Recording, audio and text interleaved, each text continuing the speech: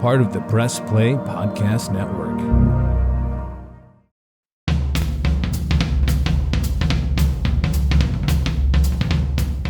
Hi everyone, this is your host, Don Mike Mendoza for Producing While Asian. Today's conversation is with Stephen Cuevas, a Filipino-American music director who's not only music directed on Broadway, but all around the country. And he's here today to talk about his favorite experiences, his challenges, and kind of what he's gone through to get to where he is today, as well as some advice for anybody aspiring to be like him. So I hope you enjoy today's conversation, and welcome again to Producing While Asian. Thank you, Stephen, for joining me on Producing While Asian. It's so good to see you after seeing you in Vegas this year. How are you? How's everything? I'm good. Well, thanks for having me, first of all. I'm good. I'm here in New York City. And yeah, it seems like we're going back to the grind and everything's opening back up here. So I'm starting to get used to the hustle again. Yeah, it's really nice to see all of our friends working again and to see everybody back in the swing of things. But I agree with you. It's overwhelming. Like I've been kind of on a lesser schedule for so long that I have this like unintended new form of anxiety when things get scheduled, because it's just like getting back into that. So I don't know if you're feeling similar. Oh, absolutely. And it's not even just that. It's the doing of it. It's more tiring physically than we remember, because we haven't done it for almost 2 years. So I think we're all just tired, but it's a good tired. I described it to someone as like getting back into dance class, like after not dancing for so long, and then it's there, it feels right. Yeah. You know what should come next, but you just have to do it to get back into it. And so you're going to be a little weird for the first 8 counts, but otherwise, it comes back. So on the show, the point of my having you as a guest and all of my guests is to get to know you and to show the audience that there are amazingly talented AAPI people out in the world that are doing great things. So for those that don't know you, tell us a little bit about your story and how, like the Cliff Notes version, how you got to where you are today as a music director. Right. Well, I started playing piano when I was 3. I don't even remember back then, but that's what I've been told. And I grew up watching all those old movie musicals and the Disney Renaissance movies and even the older ones. So I think I was destined to kind of be in musical theater. I had it in my blood since I was a young kid. I didn't really know I could do it as a career until I got into college, and then even beyond that. So I studied to be a musical theater performer in college, and not too long after I graduated, I turned a little to the left and went down the music director path. So yeah, that's how I kind of got started. I did musicals and plays all throughout school in my younger years, so that's what led me to want to pursue it in college. That's awesome. Yeah. And I feel like, a little bit of that is being Filipino, right? I feel like we're born into the seat of a piano, regardless of if you end up playing or not. Tell us a little bit about the switch. So you were going through the performer path, which is something I did too. And because I feel like that's the kind of entry point, right? So talk a bit about where did that switch happen for you? Kind of where it kind of dawned on you, like, oh, okay, well, I love performing, but I definitely want to be on the music side a little more. Right. So I'm one of those Filipinos that actually stuck with piano. So all throughout, high school and even into college, whenever I wasn't on stage, I would be playing the piano for the dance rehearsals, or someone would ask me to play a song for them and accompany them here and there. So I kind of always did that throughout my teenage years and into my college years. And then my first job out of college was at a summer stock theater, and they were doing a season that had King and I and M Butterfly, so I knew that they were interested in me. But they were looking for an actor music director track. Actually, I would be in all of the main stage shows and also music direct the children's show that summer. When I was in callbacks, I told them that I was interested in that track, and I was eventually hired for that. At the end of that summer, the producer came up to me and said, Steven, we're going to hire you back next summer, but we're going to make you the main stage music director. So that's kind of how it happened. Wow. Yeah. So when I say it happened very quickly out of college, it really did. Yeah, that's very cool. It's funny how in the before times, what defined a track for a performer, where it's like, yeah, we want you to, well, also summer sock, but like, we want you to be in the main stage shows, but also music direct all the other shows. Like, that's cool, right? So I hope we're getting to a place of, having people do that, but also like understanding the limits of, what they put on someone. But that's awesome. Yeah. But yeah, I feel like, so after that, what happened for you next? Kind of what project? So you came back there, but then what else was happening around you in that moment? I came back to New York. I'm originally from New York, Queens and Long Island. So I went back home like everyone does out of college if you don't move to one of the bigger cities.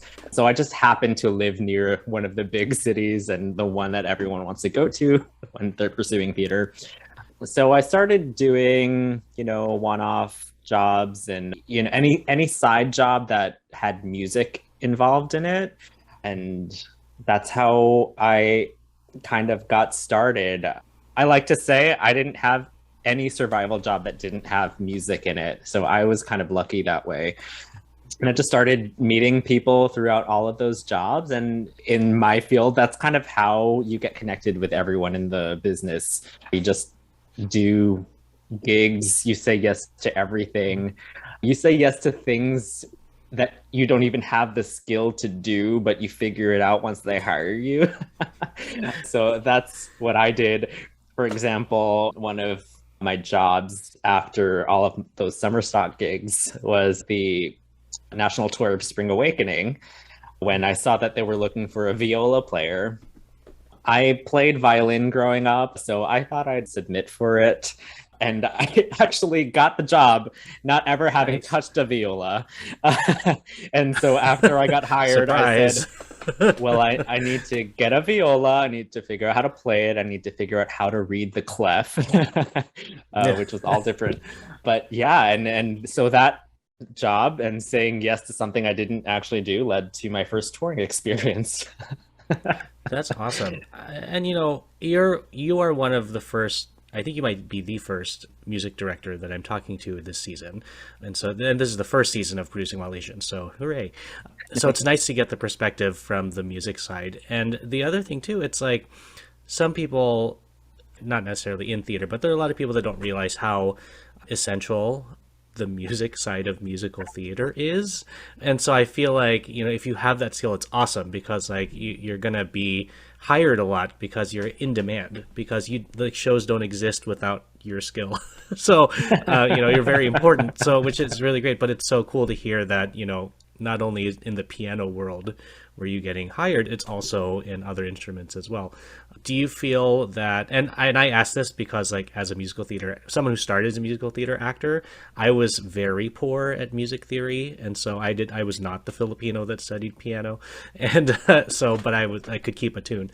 When you switch instruments, are the skills easily translatable between instruments, or did you find it to be like a bigger challenge to switch from violin to viola, or kind of getting into that, like when you jump around between instruments for different jobs, how much of a challenge is that for you, or not?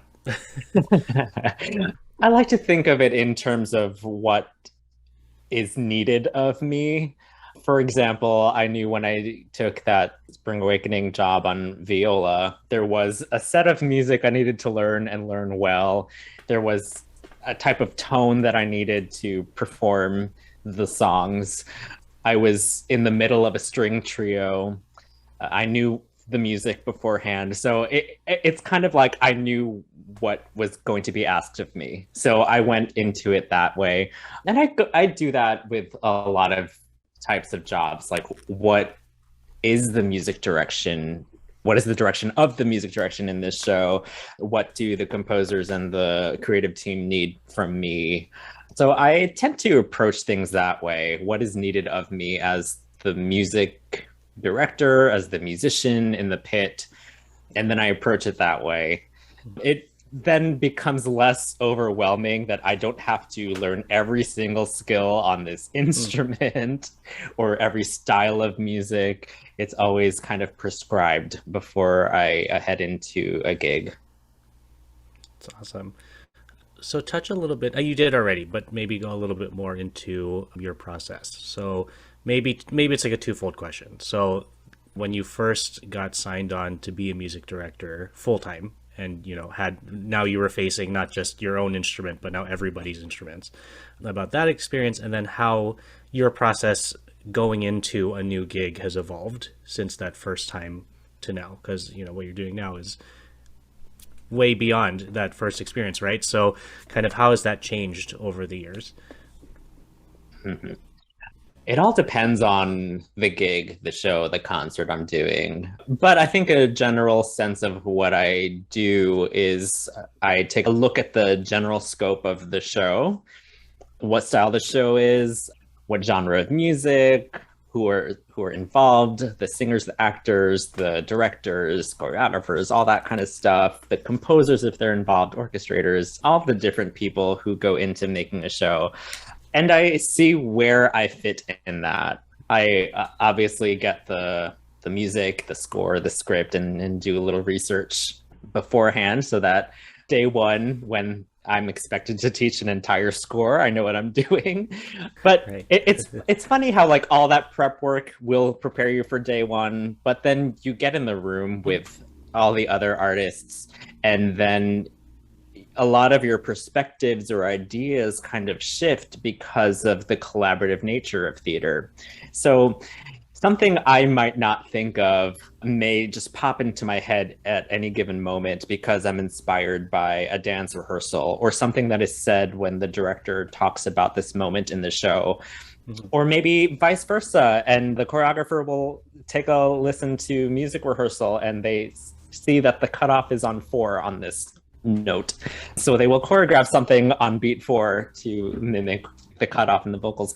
So it does become a collaborative process, and it's kind of magical in that way, how what I do evolves day to day. Mm-hmm. And that's what I love about what we do is like the magic of not just the collaboration, but also just it's different every day. It's not just like here's step 1 to step 10 and then we do the show and that's it. Like every experience is different. Even if you're doing the same show multiple times, it's never the same, which I think is great. Yeah, absolutely. And even with working with actors, you think you have an idea about a character, and then the actor sings a song in a certain way, and your ideas and your perspective changes about what the song means. And every actor, as you said, not everyone comes from a music theory based learning. So right. I actually am okay with that, and I work with people from where they come from, and if I can get an into their process, and if we can find a connection and a way to collaborate, even if you didn't take AP theory in high school, then that's right. Great. But that's also my job to kind of bridge that gap and to help the actors either understand or see their perspectives and see how I can translate that musically. For sure. For the Dennis Maniloff Show, I'll tap into my 40-plus years of following Cleveland sports and 30-plus years of writing and talking about them, so as to bring you informed opinions and analysis of your favorite players and teams. I also will monitor the national sports scene and, when warranted, step out of the toy department and into the real world. And I'll always be on the lookout for special guests. By all means, join us. Hi, I'm Stephen Cuevas, and you're watching Producing While Asian. So, in your time so far in your career, how do you have any kind of top memorable moments that you feel like, wow, like I'm doing what I love and I got to do this, like something that I've been really like either something you've been dreaming of or something you didn't expect that happened and you're like, oh wow, like that just happened, and so tell us maybe like a couple of those in your career that really stand out for you, because I know a lot of listeners love hearing that from our guests. Yes. So my first one, I had done the tour of How the Grinch Stole Christmas, and I played keyboards on that. And the next year, they were setting up to do a cast recording of it, and they had asked the entire Broadway orchestra if they wanted to do it. And for some reason, the keyboard player said no. And so they called me up, and I got to perform on the cast recording of How the Grinch Stole Christmas. So, I mean, that is a dream come true to be on a cast album. So I did get to do that. I mean, that's magical. Another time is actually through Broadway Barcada, which I'm sure you've talked about on this show. You've talked to Billy and Brian and Liz. They approached me. They wanted me to music direct a concert of songs by Lynn Ahrens and Stephen Flaherty, who are some of my favorite songwriters in theater. And of course I said yes. And through the process, I was able to meet Stephen Flaherty, and the five of us had dinner with him or drinks with him. We got to have a very casual chat with him, and he was just so generous and such a lovely person. It's one of those moments where like you meet your heroes and they're everything that you want them to be. And he came to our concert and loved it and was so supportive. I mean, that was definitely a moment where I was like, wow, I'm performing music by one of my heroes, and he's in the audience and he's loving it and he's loving me. And that was such a magical moment. And that actually led to so many other opportunities. I got to do Anastasia and Once on This Island on Broadway. I got to be on the cast recording of Once on This Island, another awesome dream come true. Lea Salonga's on that cast recording, and she was in the Broadway show. And then eventually I got to do other shows with them. I got to MD the tour of Once on This Island as well. So that was kind of the catalyst for me doing many shows of theirs. So that was truly like, I'm in the right place at the right time and with the right people. And I'm so glad it was like through Broadway Barcada as well. So That's awesome. And it's interesting is Billy and Brian and Liz also mentioned that same concert on their interview as well. So it just continues to prove that was a monumental moment for Broadway Barcada. For the listeners that haven't listened to that episode, there's an episode about the organization called Broadway Barcada, and it's a collective of Filipino artists, not necessarily on Broadway, it's just people who are performers. It started with Broadway stars, and Stephen is their music director almost all of the time, and it's great. And so that's how Stephen ended up here on the show. So now, are there people that you still, I mean, obviously we do, but in this moment, are there folks that are on your wish list, or shows that are on your wish list that you're like, this is what I have my eyes set on for the future? Like, I'd like to do this or work with this group or this person, in the future. Yeah, there's so many people I'd love to work with, and I don't even know who. I love working with people who are good and nice to work with, and who will inspire me. So I don't even know if they're out there. But I will let you know. I put this out into the universe because they are two shows that I feel like everyone has done, but I have not yet. And I laugh because they're kind of guilty pleasure shows of mine. Fair. That's fair. Yeah. But I do have strong connections to both of them. So the first one is Beauty and the Beast. I know it might sound weird, but that is... No, not weird. It is one of my top favorite movies, and it is the first show I ever saw on Broadway when I was 10, and it changed my life. I mean, I didn't think that something like Broadway was attainable until I stepped into that theater, and it was just such a magical production. Again, I feel like everyone has done it at this point, but I haven't. So I haven't either, so it's fine. Great. Putting it out there into the universe. The other one I also laugh because it's a guilty pleasure of mine is Mamma Mia. I think it's just so much fun. I was a big ABBA fan even before the musical came out, and again, I feel like everyone's done it at this point, but I haven't. So whenever that next production is, someone call me up. I'm ready. Yeah. Have you listened to their new music yet? I have not. But Oh, have you heard of course I album? have. Yes, I have. I have it on vinyl. Nice. I have the t-shirt. Oh yeah. Love Yeah. it. So the show there, this podcast, we are focusing on our community, and obviously this podcast came out of the necessity to talk about those in our industry, in our community, because we experienced some pretty awful things in the last couple of years because of this pandemic we're going through. And so I do like to touch a little bit upon like challenges in your career, or just living in New York. Like, what kind of challenges have you kind of come across that you're hoping to bring light to, that will hopefully change for people that come after us, in whatever sense that means to you, whether it's in jobs or just in life. And how does that kind of touch upon what you do every day? I feel like a lot of people don't really know the music side of the theater world.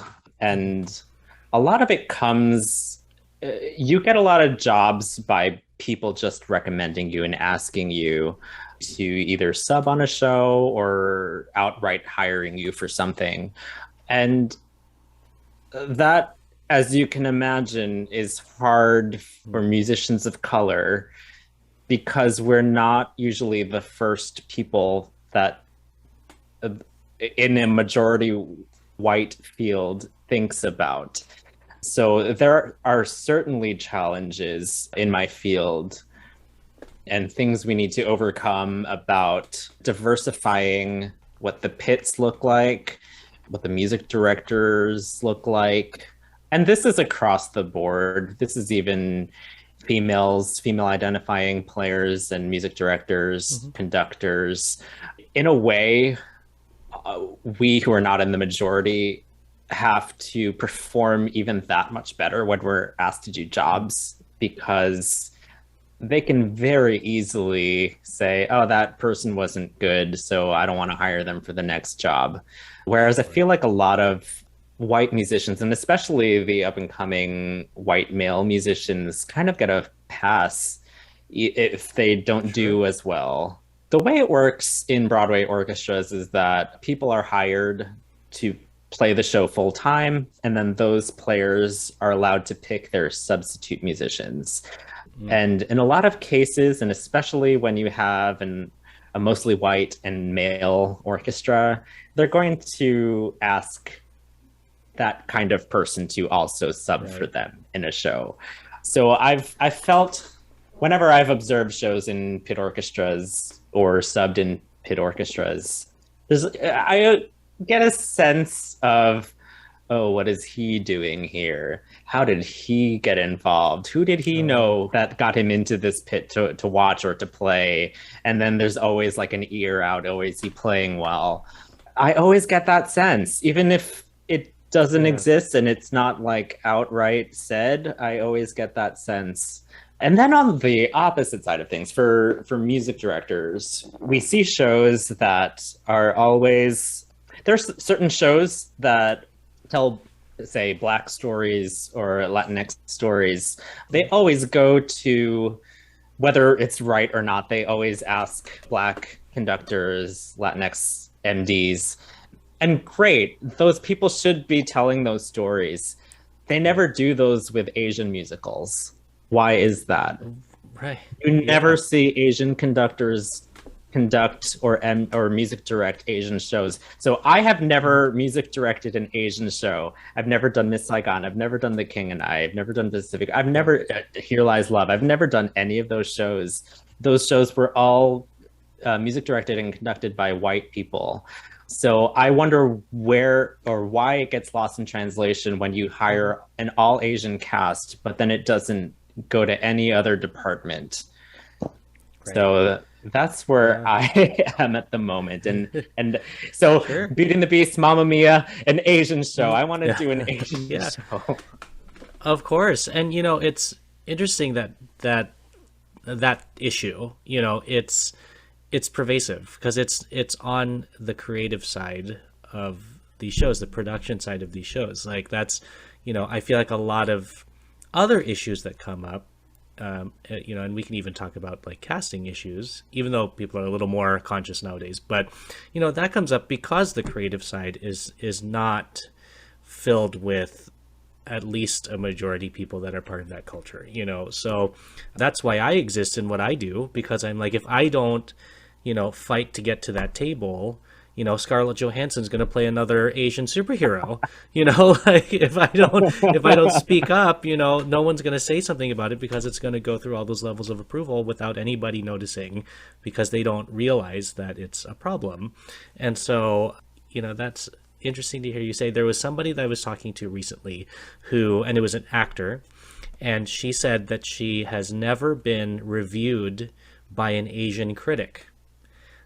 She's been, she's done Asian work, she plays Asian characters, but all of her critics have always been either a white man, a white straight man, or a white gay man, or just somebody who's white. It's never been an Asian person critiquing her work. And so I thought that was interesting too, because it's like, it goes beyond the on stage and backstage. It goes outside of the theater too. Like if you're doing a show about, we can talk about Miss Saigon, a show about Vietnam, and I'm sure it's already happened, but like you'd want to hear from somebody who's Vietnamese, about what they're seeing, or somebody who was living in that time, maybe they, getting their opinion. But, it's that extra effort.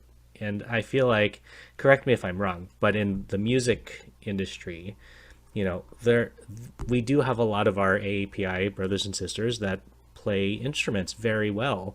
And, to not find an AAPI Asian music director for an Asian show, I feel is a little bit of a far-fetched thing, because it's like, how could you not? How could you not? They exist. It's like when people are casting Aladdin and they're like, I can't find a person who's of, that ethnicity. And you're like, are you kidding me? Is that, do you feel like that? Do you share that same view as well? Like, almost like it's not impossible. Oh, it is not impossible. I mean, I have Asian music director friends and colleagues who I applaud everything they do. I support all of their work, and we all support each other. And even all of my other music director friends and colleagues of color, we are all very supportive of each other. We never feel like we're taking anyone's jobs. We just want each other to succeed, because their success is our success. So yes, they're out there. And also, we need to help create the points of access for people who are up and coming and want to do these jobs and fill these roles, because then there's no excuse to be like, we didn't find anyone. Well, actually, there is this entire pipeline of people who can do it and are ready to go. So they're out there. Right. Like they exist. Like try a little harder, I guess. Hey, it's JD from the Hyman Podcast. I created this podcast to have hard conversations. Conversations that make us human but are also wildly uncomfortable. Conversations that help give voice to the voiceless and to the marginalized. Now you can listen to the entire first season on Apple Podcasts, Spotify, or wherever you get your podcasts from. Consider this your personal invitation to join the conversation. Hi, my name's Jeremy Powell, co-host of the Oranges, Oranger, Browns podcast. Check us out anywhere you listen to podcasts. For all your Browns coverage, post-game, pre-game, anything you need Browns, you'll find it here on the Oranges, Oranger, Browns podcast. Hi, I'm Stephen Cuevas, and you're watching Producing While Asian. So now, touching back on Broadway Barcata, because that's kind of our meeting point.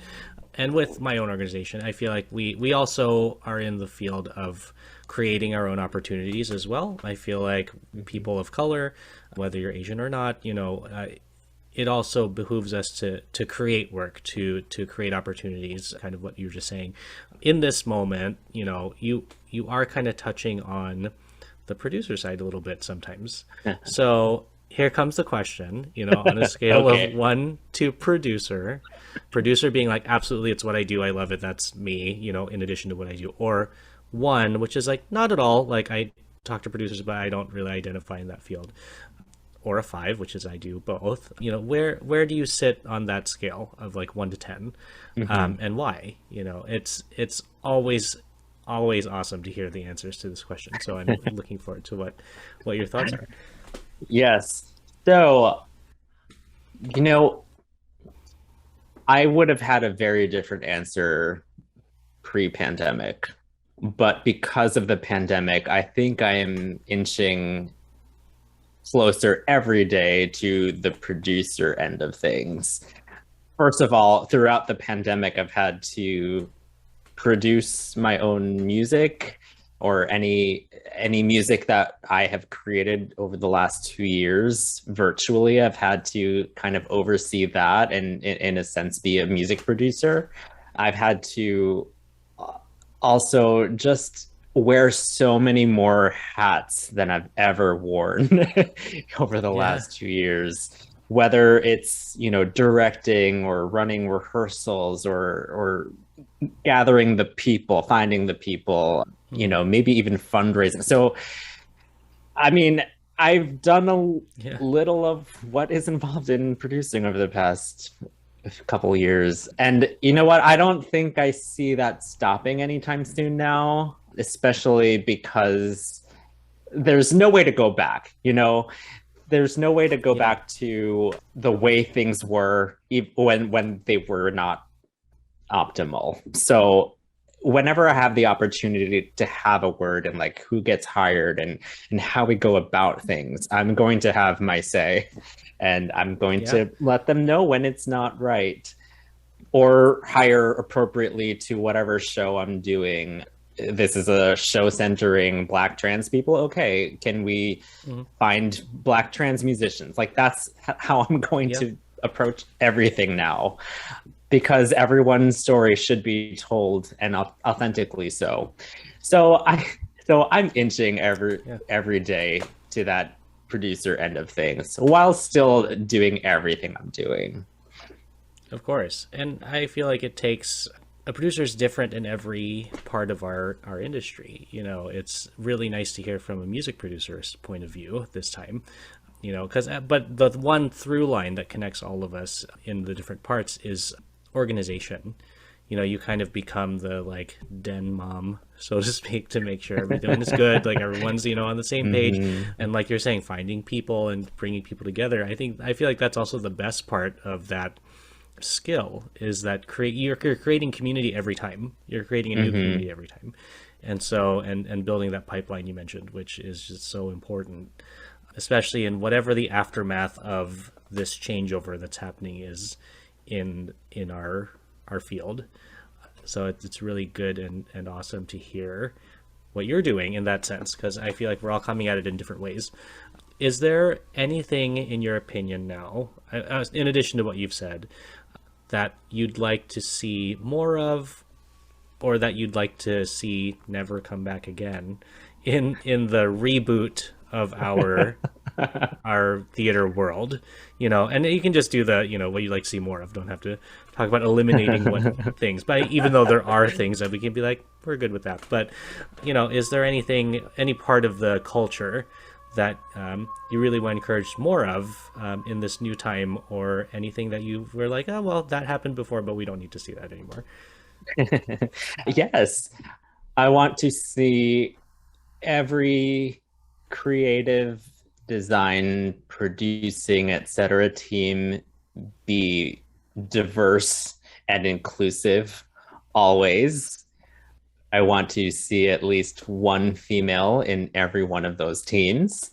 And I think there are many practices that we've grown accustomed to that we can reconsider doing things a different way. For example, the 10 out of 12s. For those who don't know, 10 out of 12s are long tech days where the actors are called for 10 hours out of 12 hours in that day. But as I am not an actor, I am called for longer than 10 to 12 hours a day. And then we have crew and designer and other creatives who are called for much longer than 12 hours in that day and are expected to work actively for those 12 plus hours. So I just got done with a run of a show where we didn't do 10 out of 12s, we did 8 out of 10s, which were still exhausting. But I mean, it was so much better and much more productive. So there are practices that we do in theater. I don't even know why we do them. I think we can reconsider some of those kinds of things. Yeah, for sure. And I think what a lot of people also don't hear about that aren't in the room or in the industry are that these things, these 10 out of 12s, 8 out of 10s, all these stuff, this is not an hourly pay type situation, especially for our actors. You know, like they're not earning X amount of dollars per hour plus overtime. Like that's not how this works. It's like you have a stipend and that's your stipend, and then you get paid per show. So like if you're there for 10 out of 12, you're there for 10 out of 12 because you signed a contract, not because this producer's like, I'm paying you $50 an hour to be here, you know, for at least for the actor side. You know, I'm not sure how things work on the other side, but it's probably very similar. Like, you know, you get paid X amount of dollars and that's it. There's like overtime, quote unquote, does not, that's not a thing. That's not what we have. So and it certainly doesn't cover production meetings that happen after hours, which sometimes go on for so long. Oh yeah. I mean, even for projects as small as a reading, I remember I was producing a reading in New York in 2018, and so rehearsal would be done by like 10 p.m. Then I was staying in New York for that reading, so I would commute back to where I was staying, which was like probably half an hour or so. I get back and finally like calm at like 11ish. And then I'd start working on like production stuff for the next day and also be on the phone with people. And I'd blink my eyes, it'd be 2 a.m. And I'm like, okay, well now I need to go to sleep and maybe, you know, and get up the next day and keep working. So yeah, I agree with you. I would love to see all of that change a little bit in the new world that we're in right now. So tell us a little bit about what's happening with you today. Like, what projects are you involved with? Is there anything that you can talk about that is public information? Because I know we have a lot of things that our guests are working on but cannot disclose. Where are you at nowadays? What are you doing? I just finished a run of a show at the American Repertory Theater, which was wonderful. And it was my first time professionally working in Boston since I've graduated college. I went to school in Boston, so it was a bit of a homecoming for me. So it was lovely to spend the fall in Cambridge.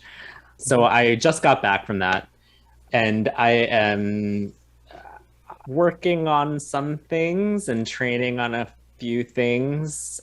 Probably by the time this airs, maybe something will be announced, but I have to keep things close to my chest because I also don't want to say anything before they happen. Yeah, well, this is kind of our Thanksgiving episode, so if you don't expect anything by then, if you don't expect anything by the time this is airing when people are listening right now, just to be safe. But we'll tell people to watch our social media. We'll retweet some stuff that you might put out there or repost some things. So, so how can our listener base find you? How can they, you know, if they're like, I really like this guy, I want to hire him, or, you know, just get in touch with you to, you know, just talk more with you about stuff that you've mentioned on the podcast. Where can they do that? Absolutely. You can find me on social media at Stephen M. Cuevas. That is Stephen with a V. M as in Michael, and my last name is Cuevas. Stephen M. Cuevas. So there's a funny story about my handle, actually. I don't use my middle initial for professional work, but there are other Stephen Cuevases in the world who already took that handle. Rude. So rude. I hate when that happens, when you're like, oh wow, like, okay, well. So I have like a Google alert out for my name to see like what these other Stephen Cuevases are doing. And, you know, there's one entertainment journalist, there's like one police officer. I get everything. And then the rare occasion when it's actually me, I'm like, ooh, I'm doing something. There should be a world in which you collaborate with the other Stevens. And, you know, I don't know in what way that would be, but that entertainment writer, wherever you are, Steven Cuevas, the entertainment writer, if you're listening, you know, we want you. Come and absolutely.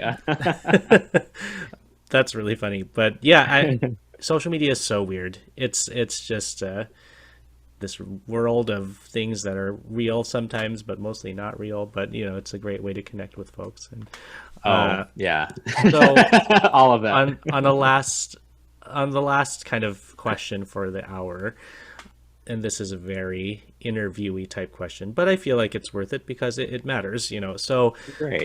What pieces, I always say pieces, like plural, because like when you pressure someone into one thing, it's like, oh God, I don't know what to say. But like, you know, what pieces of advice would you have for somebody who's, you know, whether they're in college or in high school even, or even just young and trying this for the first time, or not young? They could be like, you know, a full ass grown up and be like, I want to be a music director. You know, what are your pieces of advice for anyone that's listening, that's considering, or is in it, but, you know, feels stuck or something like that? You know? Yeah. First, before I go into all of that, there are so many people who come up to me and say, oh, you know, I studied piano and I wish I'd continued with it, or I've always wanted to play the piano. And my answer to that is, then just do it. Just play the piano. Yeah. It's okay. You don't have to be a virtuoso. It's also one of those instruments that you can just sit and play the chords and accompany yourself. Like, it's such a versatile instrument. So whatever skill level you're at in the piano, just do it and continue doing it if you like to do it. So that's what I say to that, because that comes up all the time with me. Yeah. I don't know why, but probably because, like us, everyone is sat on a piano bench and forced to have lessons when they're young. But yes, continue to play.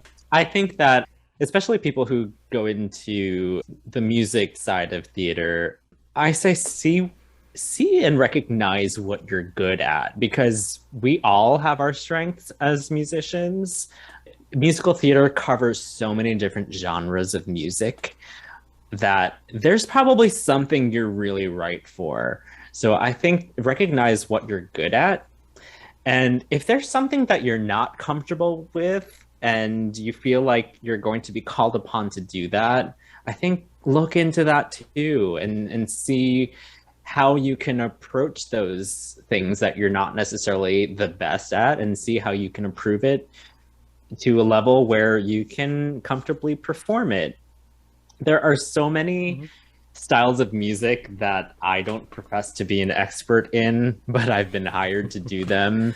And, you know, you just have to have that confidence and that game face and you just do it. And you know, I've heard so many comments like, oh, you were really playing it tonight. And I'm like, really? I felt like a fraud, but okay. So yes, you know. I tell people all the time that so much of it is about conviction and confidence.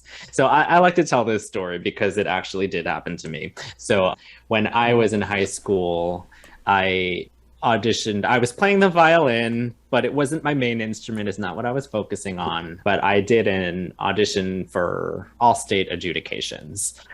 And I didn't really practice that much. I was playing some Mozart concerto, and I knew it wasn't perfect, but I went in that day and I played with much conviction, and I got a 98 out of 100.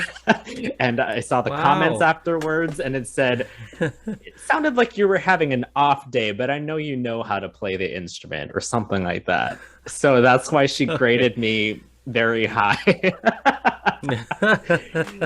So I think that just goes to show, if you go in knowing your musicianship, knowing that you play with, you know, such vig and vimmer, I think that counts for a lot, actually. And that's what a lot of people, that's what they respond to in a lot of their favorite performers, even if they're not pitch perfect or they don't play a note perfect show.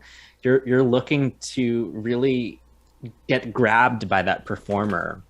Right. So yes, I tell a lot of people, singers, actors, musicians, like just go for it. And then also I say to people who want to be a music director, I say, open your mind up. Open your mind up, because it's not just about the music. It is about almost everything that isn't the music.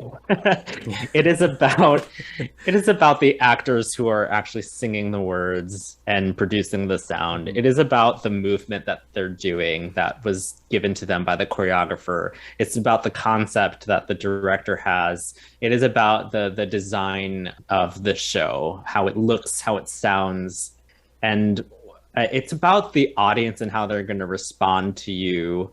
It's about the musicians that you have, who all bring their own voices into the playing of the show.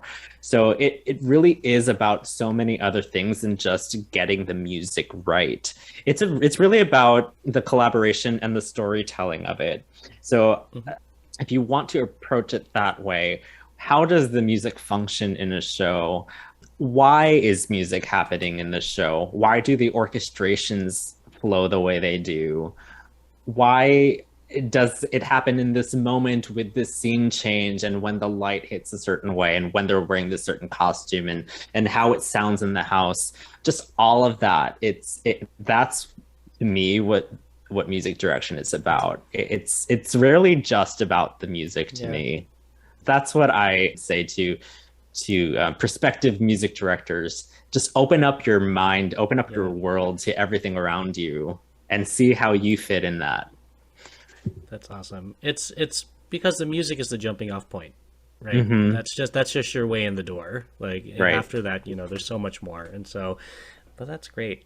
So it's been really great chatting with you. And, if there's ever anything in the future that you want to come back on the show and talk about, or, people that you want to talk to on the show, because I know we're going to move into small group conversations in season 2. Yes. Please, I would love to have you back. It'd be awesome. So really good luck with everything. And I'm so thankful you could come on the show. And I look forward to seeing you soon, and then hopefully working with you at some point again. Oh, absolutely. And, again. We'll get together. All of the above. Thank you for having me. Thanks for listening to today's episode of the Producing While Asian podcast. Our theme song was created by Luckstock. We are produced by Press Play Podcasts, and the show is edited by Michael Santos Sandoval.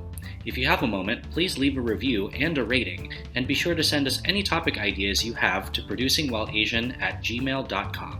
To follow us, stay updated, and read our blog, visit www.producingwhileasian.com.